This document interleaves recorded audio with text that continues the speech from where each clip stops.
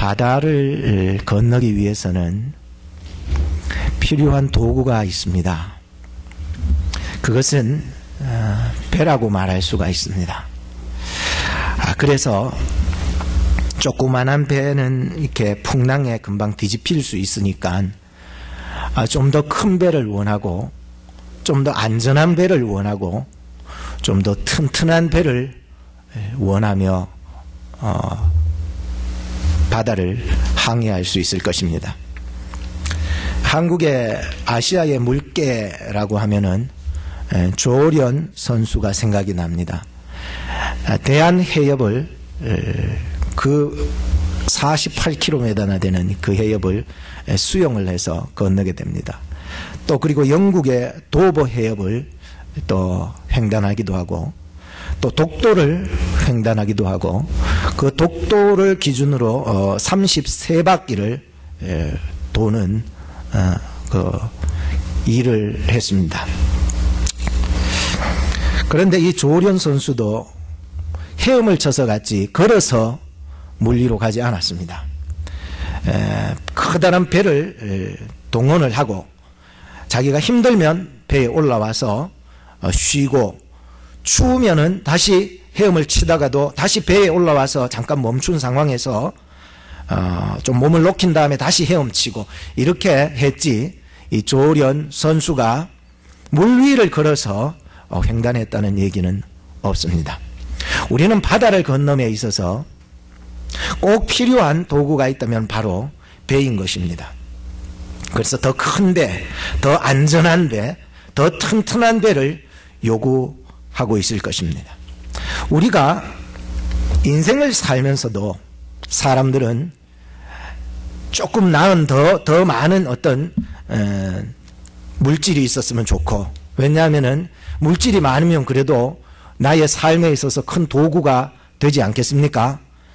사실 돈이 없는 사람은 금방 굶어가 죽을 수 있지만 돈이 많은 사람은 금방 죽지 않잖아요. 또 사람들은 이 세상을 살아가면서 작은 집보다는 좀 큰 집을 소유하기를 원합니다. 사람들은 살아가면서 작은 지식보다도 좀 더 많은 지식을 요구하며 살아가기를 원합니다. 그래서 사람들 마음속에는 더 많고 더 풍족하고 더 큰 것을 요구하는 마음들이 우리의 인생에 있는 것입니다.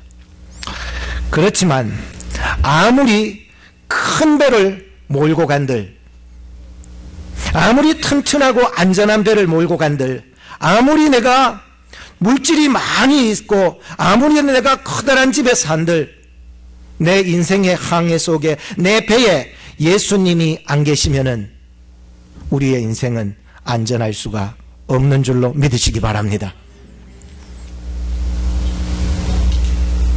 우리가 오늘 말씀을 통해서 바다 위로 걸어오신 이 예수님을 생각하면서 세 가지로 교훈을 드리겠습니다. 잘 한번 들어보시기 바랍니다. 첫째는, 바다 위로 걸어오신 예수님은 기도하면서 하나님의 뜻을 이루어 갔다는 사실을 저는 성경에서 찾아볼 수가 있었습니다. 14절에서 15절 말씀입니다.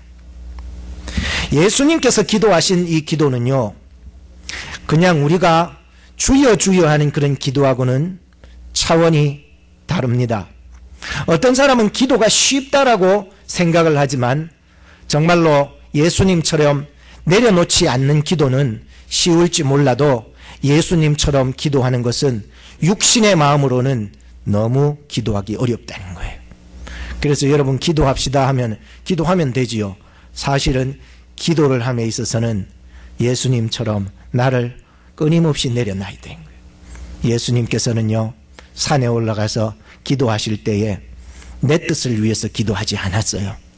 끊임없이 하나님이 나를 이곳에 보내주신 그 목적을 생각하면서 내 뜻을 내려놓고, 내 편의를 내려놓고, 내 육신의 생각을 내려놓고 영의 생각, 하나님의 생각, 하나님이 날 통하여 무엇을 요구하는지 하나님의 뜻을 구하며 기도하셨다라는 사실입니다. 그러므로 성도는요, 기도해야 되더라고요. 그래야 살 수 있더라고요. 저희 아내는 지금은 차를 좋은 거 타지만, 새 거를 타지만, 전에는 차가 오래된 캐딜락이었는데 그 안에 가스 게이지가 고장이 났었어요. 그러다 보니까는 가스가 지금 얼마나 들었는지를 잘 몰라요. 그래서 한 번은 운전을 하고 가다가 자기는 10대쯤 됐는 거는 알기는 알았는데 조금 이따 넣지, 조금 이따 넣지. 항상 우리의 게으름이요, 우리를 멈추게 할 수 있는 거예요, 인생의 삶을. 그러다가 그 29가 그 에어포트 그 사거리에서 멈춰버린 거예요. 그러니까 뒤에 차는 빵빵거리고 그 왼쪽으로 돌려가지고 가야 되는데 이 도로 사거리에서 멈춰버렸으니 어떻게 할 수 없어. 안절부절하는 그 상황에서 저 앞에 보니까 시용이가 신호를 보면서 차를 몰면서 기다리고 있어요. 제 아내가 퍼뜩 내려가지고 뒤에 미안하다 그러고 그 시용이한테 가서 기름 좀 받아오라고. 그래가지고 기름을 받아와가지고 다시 넣고 출발을 하게 되었다는 이야기가 있습니다. 오늘 우리는 아무리 바빠도 기도해야 될 줄로 믿습니다. 기도 안 하고 그렇게 살아가면은요, 언젠가는 멈추게 되는 거예요. 하나님, 내 아무리 바쁜 일이 있고 급한 일이 있어도 먼저 기도해야 되는 것입니다. 예수님은 지금 산으로 올라가서 기도하고 있었어요. 저는 이 예수님의 모습을 보면서 왜 이렇게 기도하셨는가 생각을 해봤는데 중요한 교훈을 얻었어요. 여러분, 15절 말씀에 보면은 이 수많은 이 군중들, 즉 오병이어의 사건을 눈으로 목도했던 그 2만 명의 사람들이 예수님을 붙잡아서 뭘 삼으려고 했는 줄 아십니까? 임금님을 삼으려고 했다는 거예요. 그러니까 예수님께서 이 수많은 군중들이 기적과 표적만을 보고 자기를 이 땅에서 임금을 삼아 주시려는 것을 아시고 그들을 피해서 다시 혼자 산으로 기도하러 올라가셨던 거예요. 저는 이 말씀을 곤히 묵상을 하면서 깊은 진리를 깨달았습니다. 사람들은 살아가면서 저마다 임금 되기를 좋아한다는 것입니다. 이 땅에서 자기가 으뜸이 되기를 원하고 자기가 높아지기를 원하고 자기가 모든 것을 할 수 있다라고 생각을 하는 것입니다. 그런데 예수님께서는 이 사실을 아시고 혼자 하나님을 만나러 산에 오르셨다는 것이었습니다. 육신적인 생각을 가졌다면 그들이 억지로 그를 붙잡아 왕 임금을 삼으려고 했을 때에 임금이 되었었을 것입니다. 그러나 그것은 하나님이 예수님을 이 땅에 보내주신 목적이 아니라는 거예요. 우리는 세상을 살아가면서 이런 유혹들이 굉장히 많이 있습니다. 그러기 위해서는 오직 기도 외에는 이 유혹을 이겨낼 방법이 없다는 거예요. 주님, 나도 주님처럼 주님 만나는 시간을 가지게 해 주옵소서. 나도 주님처럼 엎드릴 수 있는 마음을 주옵소서. 안 그러면 내가 이 세상 살아가면서 교회 안에서 내가 자꾸 임금 되려고만 하니까는 하나님, 이거는 분명히 하나님이 나에게 주신 그 하나님의 목적과 뜻이 아닙니다. 하나님, 나에게 겸손한 마음을 주옵소서. 그런데 그게 뜻대로 안 됩니다. 내 입도 함부로 주장하는 게 못하는 게 인간이더라고요. 여러분, 가을이 되었습니다. 낙엽이 우수수 떨어졌는데 그 낙엽 하나도 내 마음대로 저쪽으로 옮길 수가 없더라고요. 오직 바람만이 그것을 날려서 그것을 옮길 수가 있더라는 놀라운 진리예요. 사람들은 다 하나같이 내가 할 수 있다라고 생각을 하는데 그것을 내려놔야 돼. 그 내려놓기 위해서는 이 유혹에서 우리가 벗어나서 주의 뜻을 이루기 위해서, 내 뜻을 내리기 위해서는 오직 기도하는 것 외에는 다른 방법이 없더라는 거예요. 어떤 욕심 많은 사람이 있었어요. 그래도 하나님을 믿는다고 해서 내가 이번에 산에 올라가서 기도해서 내 이 욕심을 다 내려놓기를 기도를 했어요. 하나님, 내 속에 있는 욕심을 좀 내려놓게 해주시옵소서. 나도 나를 어떻게 절제가 안 되니까는 내 욕심을 하나님이 좀 컨트롤을 해주셔서 나를 좀 내려놓고 나를 좀 절제할 수 있고 정말로 내가 이 욕심에서 좀 내려놓을 수 있도록 해서 간절히 기도하는데 악마가 나타나가지고 이 기도를 자꾸만 중단시키는 거예요. 너가 만약에 지금 기도하는 것을 중단하고 이 산에서 내려가기만 한다면 내가 너의 아들을 하버드 대학에 보내주겠다는 거예요. 그런데 이 사람이 그래도 결심하고 왔으니까 열심히 더 기도했어요. 내 욕심 내려놓게 해줘. 그렇게 기도하니까는 이번에 악마가 또 얘기를 하는 거예요. 내가 너의 집을 이 세계에서 가장 으뜸이 되고 세계에서 가장 멋진 그런 저택을 너에게 선물로 주겠으니 너는 지금 기도를 중단하고 당장 내려가라고 그래요. 내려갈게 안 내려갈게? 안 내려갔어요. 그래도 한번 결단을 했으면 끝까지 기도를 뿌리를 뽑아야죠. 그죠? 그래서 계속해서 기도를 했어요. 그러니까 악마가 마지막으로 웃으면서 그러면 이 하버드 대학 가는 거하고 커다란 이 저택을 너의 친구에게 줘야 되겠네. 그러니까 이 사람이요 한참을 기도하다가 기도가 중단이 되더니 내려가 버렸다는 얘기입니다. 오늘 우리가 살아가면서 하나님 앞에 내려놓는다라고 하는 것은 내 힘으로 감당할 수 없기 때문에 예수님처럼 가서 주님 앞에 내려놓을 수 있고 주님의 뜻이 나에게 이루어질 수 있도록 기도해야 될 줄로 믿습니다. 둘째, 바다 위로 지금 걸어오신 예수님은 고난당하는 이 배로 가까이 오셨다는 사실입니다. 16절부터 19절 말씀입니다. 제자들이 고난 중에서 무슨 고난을 받았습니까? 배를 타고 가다 보니까 큰 바람과 파도가 막 이니까는 가던 길이 멈춘 거예요. 더 이상 진전이 안 되는 거예요. 그러니까 그 파도와 바람과 막 싸우면서 고난을 당하는 중에 저 멀리서 보니까는 바다 위를 걸어서 오는 한 분이 계셨는데 성경을 보니까 이 제자들이 예수님이 걸어오시는 것을 보고 뭔 줄로 생각한 줄 아십니까? 오늘 여기에는 안 나오는데 마태복음을 보면 더 자세히 나오는데 혹시 아십니까? 혹시 예수님이 저 물 위로 걸어오시는 모습을 보고 혹시 예수님을 바라보면서 뭐처럼 보였는 줄 아십니까? 유령이에요. 유령처럼 보였다는 사실을 알아야 되는 거예요. 조금 전까지만 해도 예수님은 물로 포도주를 막 만드셨고 오병이어로 2만여 명이에요.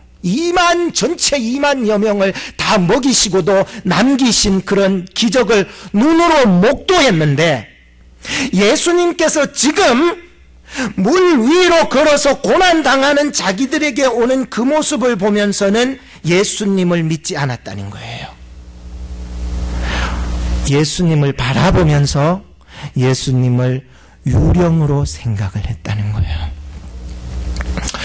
오늘 우리는 신앙생활을 하면서 나는 예수님을 믿는다 하면서 유령신앙이 있을 수 있습니다. 유령신앙이라 함은 공허하게 예수 믿는 거예요. 교회를 와도 그냥 예수 생각 안 하고 그냥 공허하게 믿는 거예요. 유령신앙이라고 하는 것은 의심하면서 예수님을 믿는 거예요. 유령신앙이라고 하는 것은 예수님을 확실하게 믿습니다 하지 않고 의심하면서 확신이 없는 가운데 믿는 것을 말씀해 주고 있는 것입니다. 저는 이 유령신앙이 있을 때에 두려움이 찾아온다는 사실을 발견하게 됐습니다. 우리가 예수님을 믿어도 나를 이 죄악 중에서 나의 생명을 확실하게 지켜주시고 보호하시고 구원하시는 예수님인 줄로 확실하게 여러분은 믿으시기를 주의 이름으로 축복합니다.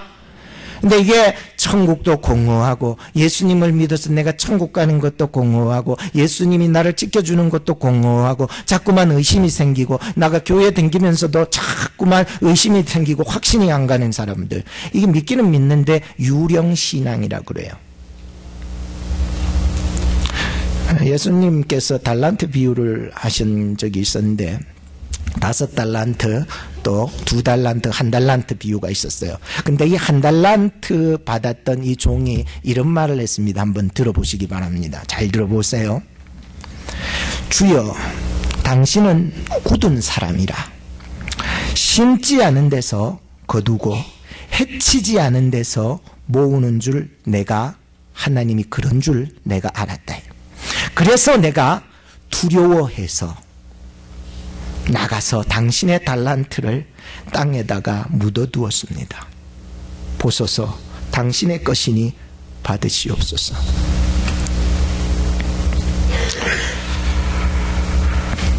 오늘 우리는 두려움이라고 하는 것은요, 나의 모든 인생을 지켜주시고 보호하시고 구원하실 그 하나님을, 예수님을 내 식대로 믿고 있기 때문에 두려움이 찾아오는 것이지, 성경대로 믿으면 두려움이 없을 줄로 믿습니다. 그런데 사람들은 다 성경대로 안 믿고 성격대로 믿어요.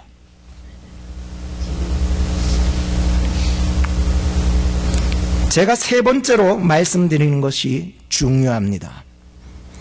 바다 위로 걸어오신 예수님은 내니 두려워 말라 하셨습니다. 내니, 네가 믿고 있는 그 유령 신앙과 생각과 가치관과 이론과 너의 지식을 완전히 깨버리는 거예요.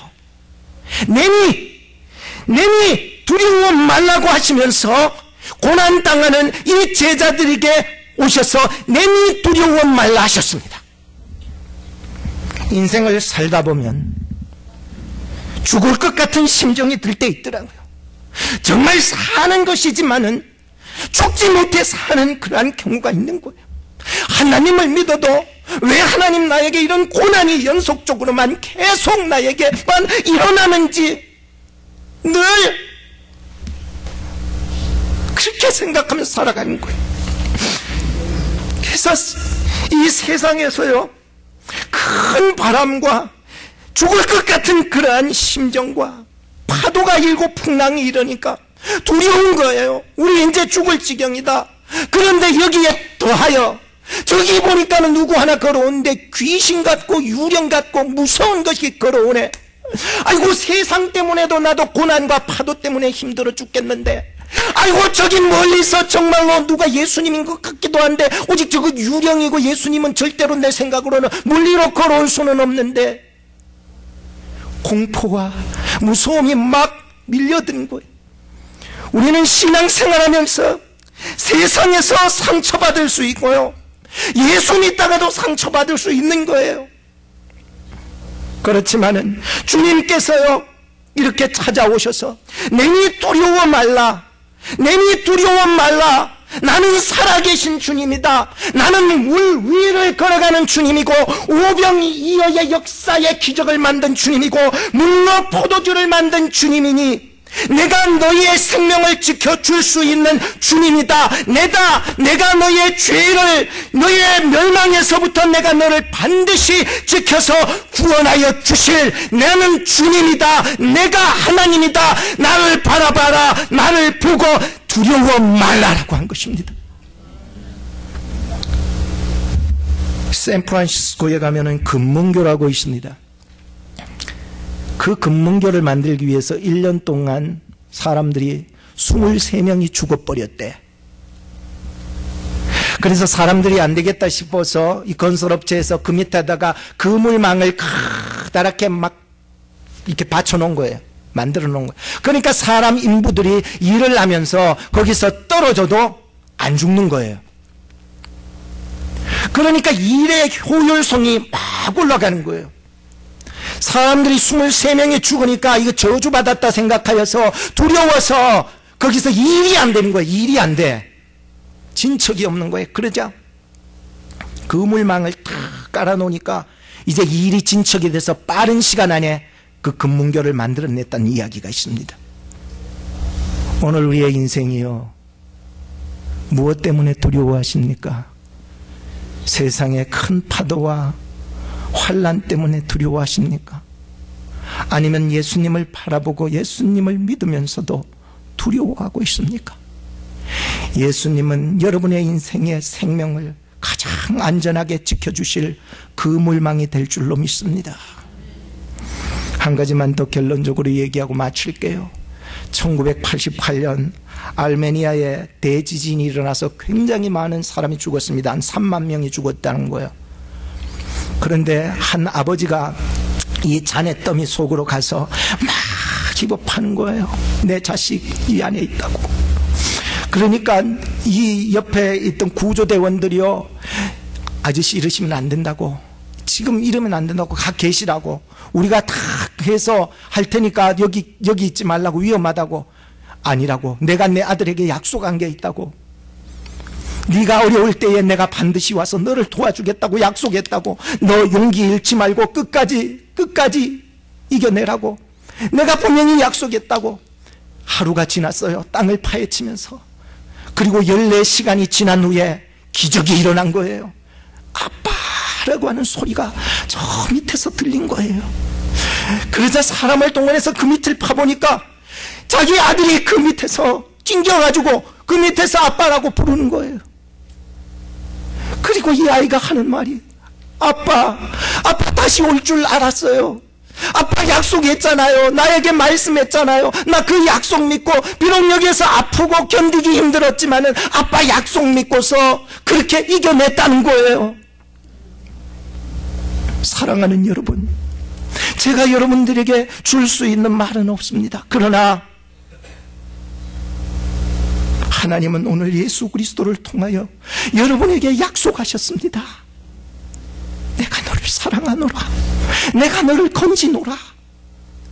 너의 인생을 내가 보호하노라.